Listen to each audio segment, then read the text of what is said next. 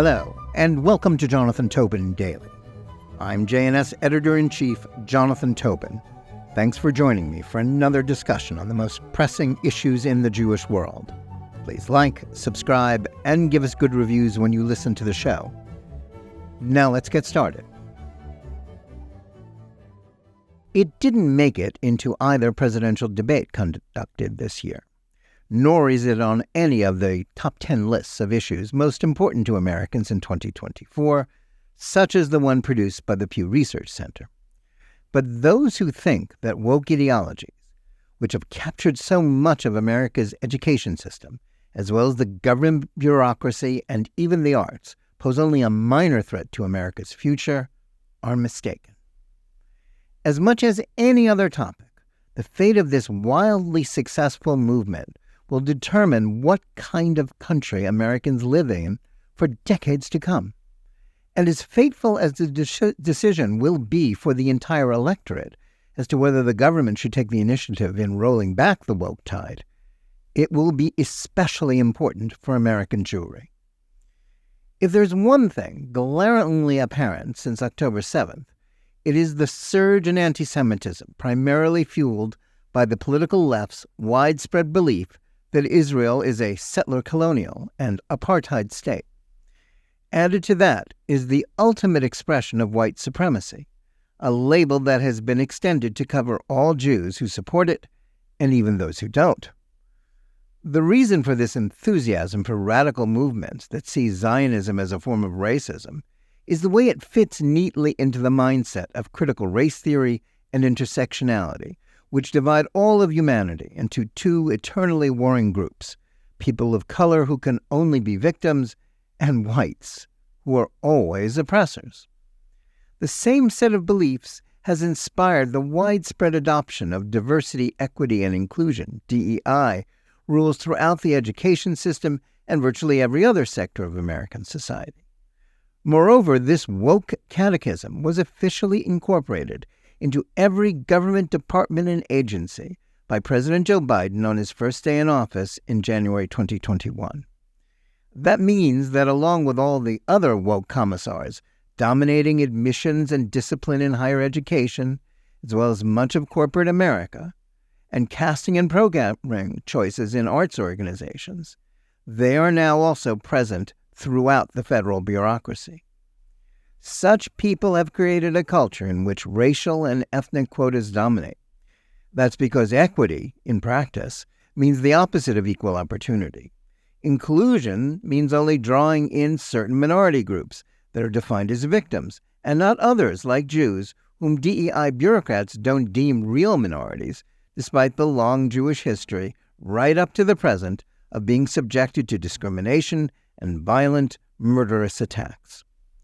Needless to say, as events on college campuses throughout the nation during the past year have shown, protecting the non-approved minorities, like Jews, is not a priority or even much of a consideration for DEI, since it considers its job to aid the victims, not those whom it has falsely labeled as members of the oppressor class, and therefore white. Far from being, as it has been put down by liberal apologists for DEI and critical race theory, a marginal culture war issue that has little impact on the lives of ordinary Americans, the last year has proven the opposite. This is not limited to colleges and universities. The torrent of anti-Semitic incidents in secondary and elementary schools within the past year showed just how prevalent the woke mindset has become among administrators, teachers, and teachers' unions. They have not only championed curricula that adopted critical race theory teachings that erased Jewish history and rights, but also often turned a blind eye to discrimination and even attacks on Jews. This is not merely a Jewish issue, but one that impacts all Americans because it is part of a far bigger ideological war against Western civilization and values and the history of this nation. The woke view of the United States as being born in sin and irredeemably racist, as the fraudulent, though very influential New York Times 1619 Project, first published in 2019, taught.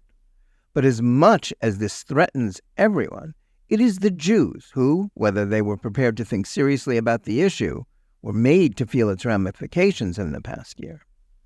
Supporters of Israel's extension and terrorism against Jews everywhere dominated college campuses while thinking themselves advocates for a righteous rather than a genocidal and anti-Semitic cause. Literary critic, poet, and biographer Adam Kirsch provides a timely explanation for a lot of what happened since October 7th in his new and highly important book on settler colonialism, ideology, violence, and justice. In his slim volume, he traces the origin of this woke ideology and puts it in the context of far-left beliefs that speak of the illegitimacy of all settler states, such as the United States, Canada, and Australia. The reason why Israel is the focus of so much of the left's advocacy is simple. Some of them may call the United States Turtle Island, a made-up name for the North American continent as it existed before the European discovery of America, and demand hypocritical and meaningless land acknowledgments as institutions speak of which Native American tribes lived there in the distant past before European settlers arrived, with no intention of divesting themselves of their property. But no one, not even in the fever swamps of the far left, thinks there is the slightest chance that the United States will be dismantled and all descendants of Europeans deported. Israel is a different story. It is a tiny, vulnerable nation of fewer than 10 million people, as well as one whose Jewish majority is part of a people targeted by the world's oldest hatred, anti-Semitism. Its destruction is something that can be imagined, and indeed that is exactly what Palestinian Arabs who support Hamas and other terrorist movements, as well as the so-called moderates of the Palestinian Authority, dream about all the time. That combination of vulnerability and the link to a widespread form of hatred makes Israel so attractive a target for the woke left. Although it is an integral part of a general war on the West that threatens the values and beliefs of most Americans, this ideology has also fueled the post-October 7th surge in anti-Semitism and the emergence of supporters of Israel's destruction as a voter group that one of our two major parties, the Democrats, must consider as it conducts its campaign and maps out foreign policy. That's why it is so depressing that anti-Semitism and its woke supporters and rationalizers are not being spoken of much or debated in the 2024 election campaign. Indeed, this election, like almost every other one fought in this country, will be decided by the opinions of voters about which of the presidential candidates will best handle the economy and tame the inflation that has had a disproportionate impact on the ability of middle, working class, and poor Americans to get by. Other issues, such as illegal immigration, healthcare, and crime, will also play a decisive role in determining the outcome, with more ideological concerns like abortion, racism, and climate change ranking far below on the list of voter priorities. Worries about woke ideology rank even lower.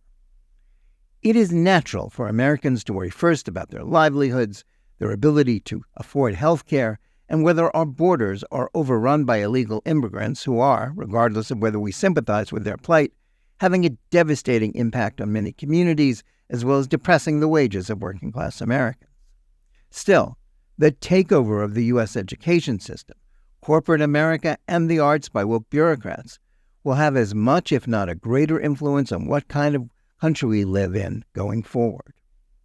There have been some successful examples of pushback against DEI culture among some universities, especially those in Florida, where the state government, led by Governor Ron DeSantis, has played a key role in restoring sanity to public institutions.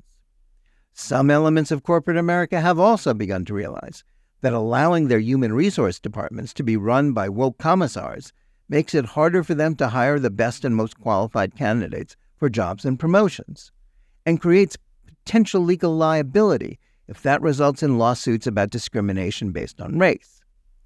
While hopeful signs, these are more the exceptions to the rule of DEI dominance than anything else.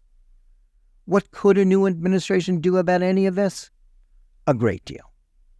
First of all, Biden's executive order should be rescinded. As important as that would be, the real priority would be for the Justice Department to unleash its Civil Rights Division on any public institution that, in the name of DEI, is engaging in discriminatory practices, as well as leading to, as has happened at so many colleges, to inaction against woke-inspired anti-Semitism. If that were to happen, something that the controversial and much lied about Project 2025, produced by the Heritage Foundation, actually calls for, then the woke tide could be rolled up in relatively short order. DEI pledges required for being hired as a college professor in many institutions would be placed in the dustbin of history, along with the much-despised McCarthyite pledges of the 1950s. This would do more to counter the increasing wave of Jew hatred than the entire contents of the toothless U.S. national strategy to counter anti-Semitism, promulgated last year by the Biden administration. This would be a political winner for either party that implemented. But the political left wants no part of a rollback of its animating ideology. As a New York Times feature published this week made clear, leftist academics want no part of anything that would strip them of their dominance. That's especially true if it made viewpoint diversity, rather than obsessions about race, a staple of our education system. An issue that is so important to the future of this nation and the fight to preserve the values and the history of America and Western civilization, as well as that against anti-Semitism, deserves more attention as we choose a president and a new Congress.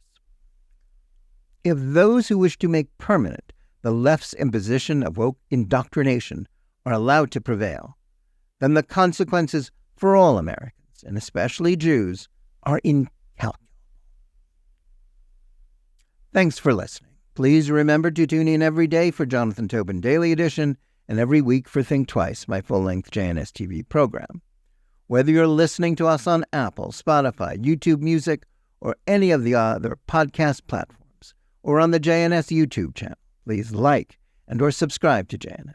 Click on the bell for notifications and give us good reviews. Please write to us at editor@jns.org and let us know where you listen or watch the show and what you think about it.